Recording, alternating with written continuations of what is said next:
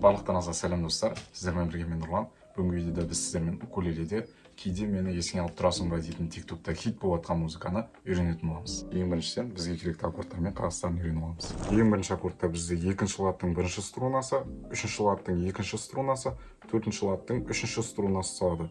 Сол кезде бізде осындай звук пайда болады. Екінші аккорд бізде екінші ладтың екінші, үшінші және де төртінші струналар салады.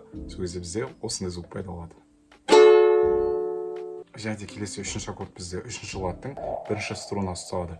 Сол кезде осындай звук пайда болады. Ал төртінші аккорд бізде екінші ладтың төртінші струнасы салады. Сол кезде осындай звук пайда болады. Және де ең соңғы аккорд бізде ол екінші лад толық ұсталған күйде үшінші ладтың үшінші струнасы салады. Сол кезде бізде осындай звук пайда болады.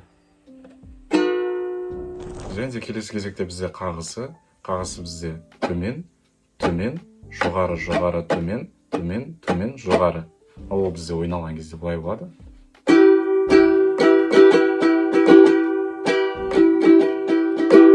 Деп үйрене берсеңіздер, қолдарыңыз жаттығады. Ал қалай айтылуын білгің келсе, менің ютубтағы осы видеома өт. Сол жақта қалай айтылатыны көрсетіледі.